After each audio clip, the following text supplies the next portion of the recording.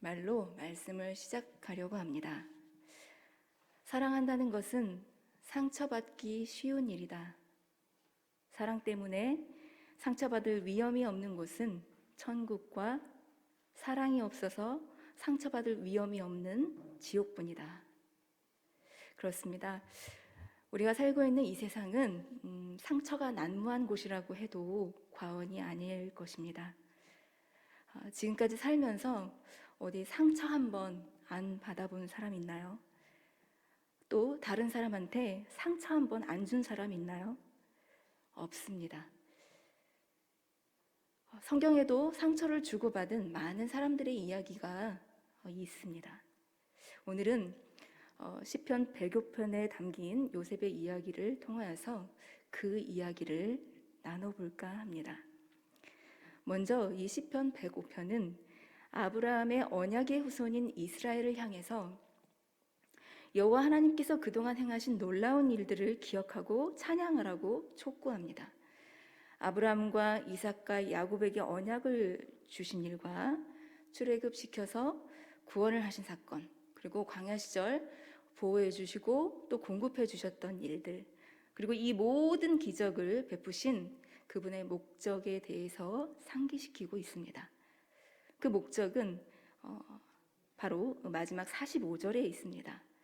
하나님의 율례와 하나님의 법을 따르게 하기 위함이라고 기자는 밝히고 있습니다. 그 과정에서 하나님께서는 그 땅에 기근이 들게 하셔서 그들이 의지하고 있는 양식을 다 끊으셨다고 전하고 있습니다. 그런데 무작정 끊으신 것이 아니고 주님은 다 계획이 있었습니다. 무엇인가요? 17절에 그가 한 사람을 앞서 보내셨으며, 한 사람 누구입니까? 요셉이죠. 요셉을 기근이 있기 전에 미리 애굽 땅에 보내두셨다고 기자가 분명히 이야기하고 있습니다. 누가 보내셨다고요? 하나님이. 네. 하지만 이것이 사람의 눈에는 어떻게 보입니까? 바로 그 17절 같은 하반절에 요셉이 종으로 팔렸도다. 현실에서는 강제로 인신매매를 당한 것뿐입니다. 형들에 의해서 상처받은 동생일 뿐입니다. 마른 하늘의 날벼락 같은 인생의 전개죠. 하나님의 역사가 사람의 눈에는 어떻게 보일 수도 있는가?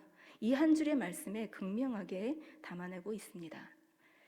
그가 한 사람을 앞서 보내셨으며 요셉이 종으로 팔렸도다. 물론 요셉도 본의 아니게 형들에게 상처를 준 인물이기도 합니다.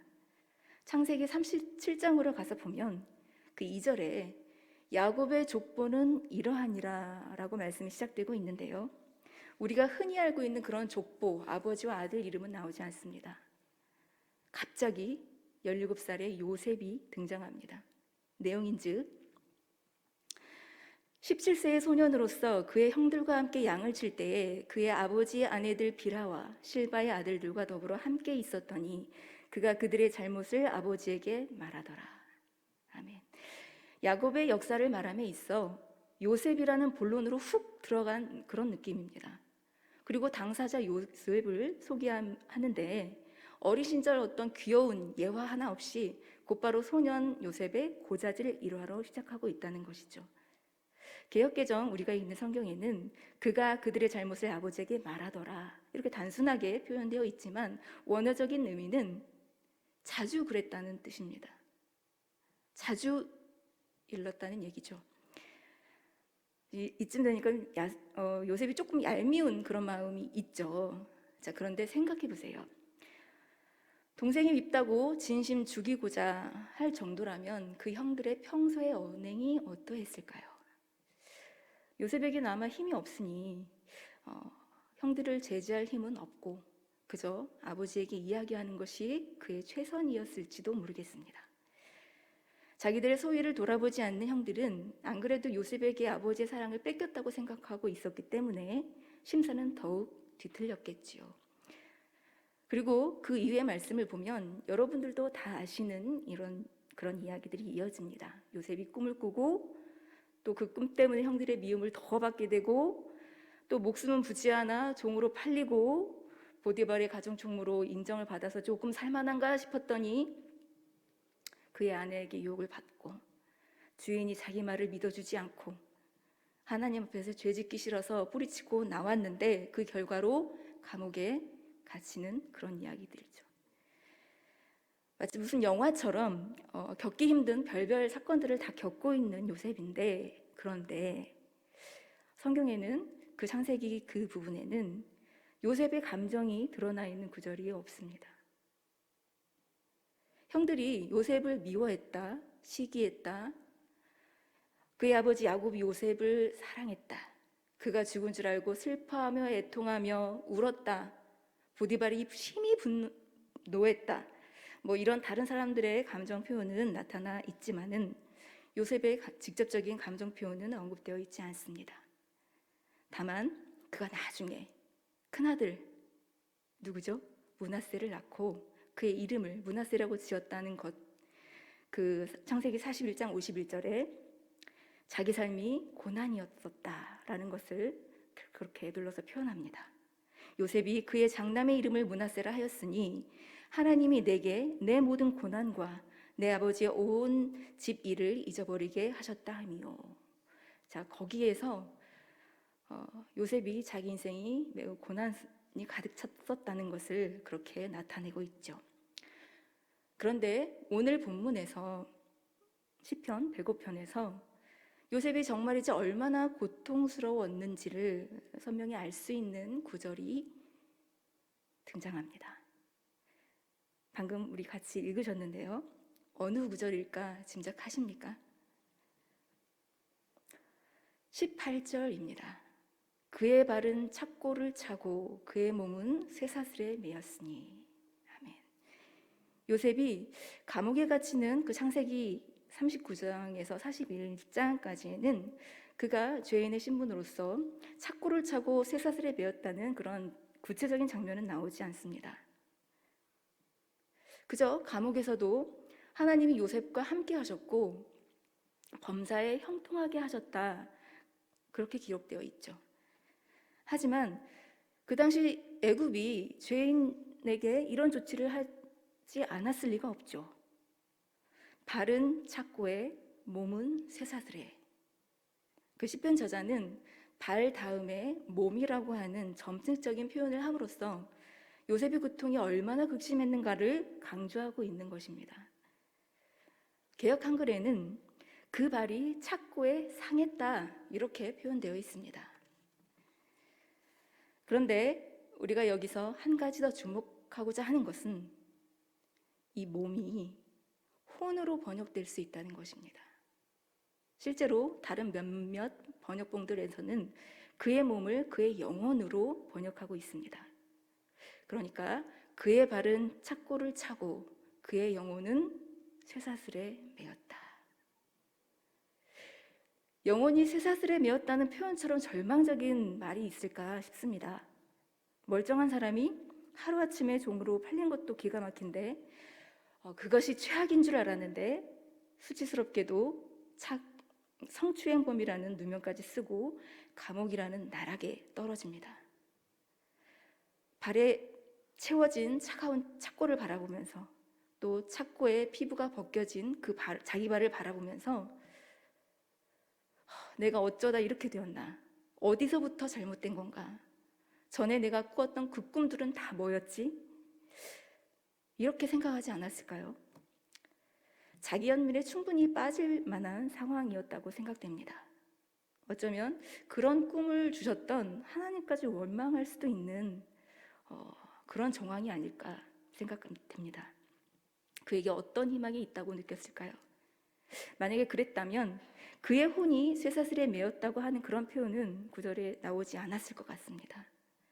우리식으로 말하자면은 넋이 나갈 정도로 아무 생각도 할 수 없는 요셉의 모습을 충분히 상상할 수 있는 것이지요. 자, 그런데 성경은 이 말도 안 되는 상황을 뭐라고 말씀하고 있다고 했죠? 하나님이 미리 보내셨다. 그분의 계획이라는 것입니다. 자, 그렇다면 목적이 있겠네요. 그를 단련하시고자. 기한도 있겠네요. 언제까지요? 하나님의 말씀이 응할 때까지. 자, 그러니까 인맥으로 그것을 나가려고 했던 그의 시도는 무의미하지 않았던가요? 하나님의 선하신 계획 아래 있다는 것이, 말씀으로 단련을 받는다는 것이 우리에게 전혀 어떠한 고통도 상처도 없다는 뜻은 아니라는 것입니다. 심지어 몸이 감옥에 갇히고 영혼이 쇠사슬에 매인 것 같은 극심한 고통을 경험할 수도 있다는 것이죠. 마치 인생이 끝난 것처럼. 창세기 45장, 이 총체적 난국이었던 요셉이 드디어 마침내 하나님의 선하심을 고백하는 장면이 나옵니다. 형들에게 내가 요셉이다 밝히고 대성통곡을 하죠. 형제들은 깜짝 놀라서 입이 얼어붙고 말았습니다. 그런 그들을 보면서 3번이나 요셉이 나를 이리로 보낸 이는 하나님이시니 걱정 말라 그럽니다. 새 옷과 먹을 것과 돈과 여러 수레에 잔뜩 예물들을 실어주고서 보내면서 그 보내는 길에 또다시 당부를 합니다. 혹시라도 가는 길에 서로 탓하며 싸우지 마라. 자, 무엇이 요셉의 마음을 이렇게 넉넉하게 만들었습니까? 저는 창세기 39장 21절 말씀을 여러분에게 읽어드리겠습니다. 여호와께서 요셉과 함께 하시고 그에게 인자를 더하사 간수장에게 은혜를 받게 하시매. 우리는 보통 이 구절에서 후반절에 간수장에게 은혜를 받게 하셨다 이 부분만 기억하기 쉽습니다만, 오늘은 그 앞구절을 주목하여 주시기를 바랍니다. 여호와께서 요셉과 함께 하시고 그에게 인자를 더하사. 아멘. 하나님께서 요셉과 함께 하시면서 무엇을 더하여 주셨느냐? 인자, 헤세드를 더하여 주셨다는 것입니다. 하나님이 우리와 함께 해주신다는 뜻은 우리에게 당신의 인자, 정말 어떤 한마디로 정의할 수 없는 그 풍성한 사랑의 의미인 헤세드, 그 헤세드를 더해 주신다는 뜻입니다. 자, 그러면 그 헤세드를 받은 사람은 어떻게 되죠? 우리 창세기를 찬찬히 살펴보면 요셉이 이 상한 마음과 몸으로 꼼짝할 수 없는 이 기관과 장소에서, 공간 속에서 매우 고통스러웠겠지만 또 한편으로는 또 의연하게 이 맡겨진 일을 감당하고 있는 모습을 볼 수 있습니다. 역시나 이 대목에서도, 옥중 생활을 하고 있는 대목에서도 요셉의 어떤 감정은 드러나 있지 않습니다. 입술로 범죄하지 않았습니다. 더 나아가 다른 이의 안색을 먼저 살필 줄 아는 그런 모습이었죠. 술 맡은 자와 누구죠? 떡 굽는 자. 그들이 걱정스러운 표정을 하고 있으니 무슨 일이냐 하면서 먼저 가서 물어봅니다. 자, 하나님이 함께하는 사람, 그분의 인자를 부음받은 사람의 모습이 아닐까요? 이것이 바로 성도의 모습이라고 저는 생각합니다. 오늘 본문 시편 3절과 4절에서는 여호와를 구하라, 그의 능력을 구하라, 그의 얼굴을 구하라, 거듭거듭 구하라, 구하라, 구하라 그러합니다. 자, 여기서 구한다는 말은 무엇인가를 얻기 위해서 간절히 추구하다. 같은 장소, 어떤 장소에 계속 자주 간다. 그러니까 집요하게 구한다라는 뜻을 가지고 있습니다. 자, 그러면 하나님을 이렇게 간절하게 추구한 자는 어떻게 된다고 하고 있죠? 마음의 즐거움을 얻는다고 하십니다. 성경의 말씀을, 나에게 주신 약속을 깨닫게 하십니다. 더구나 그분은 모든 것을 합력하여 선을 이루게 하시는 분 아니었던가요? 바로 요셉의 고백처럼요. 당신들은 나를 해하려 하였으나 하나님은 그것을 선으로 바꾸사 오늘과 같이 많은 백성의 생명을 구원하게 하시려 하셨나니. 아멘. 그런데 나의 이 상처와 아픔을 어떻게 바라봐야 하나 하는 이 중요한 순간에 원수의 기술이 들어옵니다. 그냥 마음이 무너져 버리게, 쓰린 감정에만 집중하게, 하나님을, 그분의 약속을 생각지 못하게, 현실만 바라보게 합니다. 미운 그 사람의 얼굴만 떠올리게 합니다. 그리고 많은 경우 그 유혹이 성공하고 상처는 남을 미워하는 도구로 쓰이고 맙니다. 사탄의 도구로밖에 쓰이지 않는 것이죠. 자, 그러나 성경에서 뭐라고 합니까? 그 형제를 미워하는 자마다 살인하는 자니 영생이 그 속에 거하지 아니하는 것을 너희가 아는 바라. 요셉이 자기의 영혼 육에 골고루 상처를 준 그 형들을 미워했다면, 보디발의 아내를 미워했다면, 보디발을 미워했다면 대체 몇 명을 죽은 것이 됩니까? 여러분, 나는 나 하나로 끝나지 않습니다. 인생의 원리가 그렇습니다. 나의 상처도 나 하나로 끝나지 않습니다. 상처는 또 다른 사람을 해야 합니다.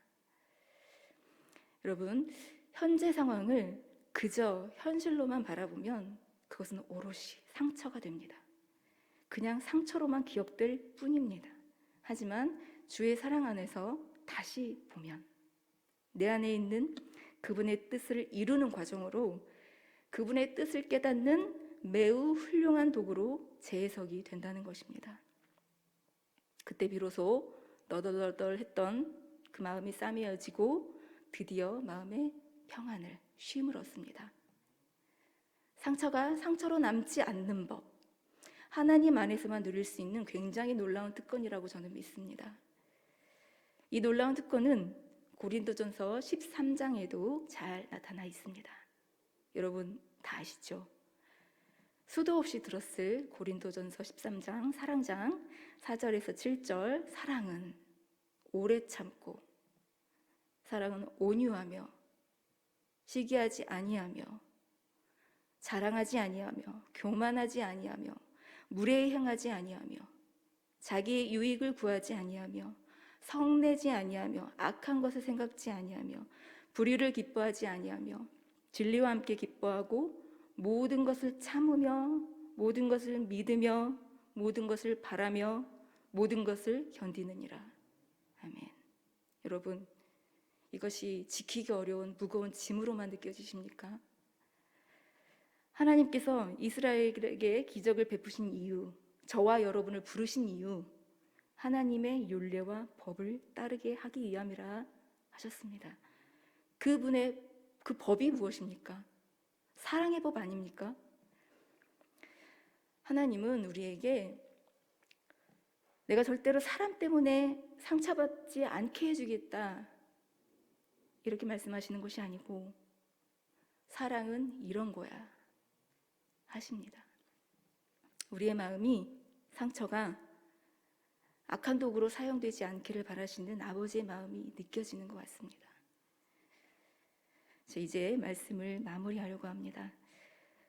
나에게 사랑을 더해 주실 하나님을 구하는 것만이 이 상황을 해석할 수 있고 상처를 녹여낼 수 있습니다. 그래야 나에게 아픔을 준 그 사람을 용납할 수 있습니다.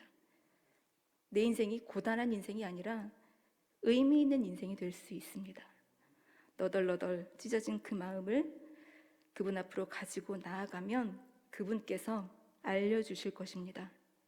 그간의 모든 아픔을 다 덮을 만한 큰 깨달음을 허락하여 주실 것입니다.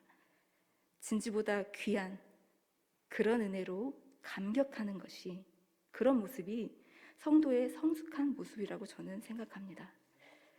자, 이제 여러분 차례입니다. 여태까지 받았던 상처들 많으시죠? 그거 다 어디에 두셨나요? 생각하기도 싫어가지고 어디 꽁꽁 묻어두셨어요? 상처를 미움의 재료가 아니라 기도의 재료로 삼으시기를 축복합니다. 하나님, 이 상황이, 이 아픔이, 이 상처가 어떤 의미입니까?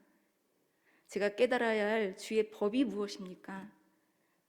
나를 통해서 다른 사람을 살리고자 하시는 하나님의 계획은 무엇입니까? 그것을 알기 위해 간절히 집요하게 물으시기를 바랍니다. 그리고 이 모든 것을 이기는 주님의 사랑을 저에게 더하여 주십시오. 일상의 필요를 구하는 것만큼, 아니 그 이상 더 중요한 기도 제목이라고 저는 믿습니다. 그리고 그 기도를 하나님께서 너무나 기뻐하실 것이라고 저는 확신합니다.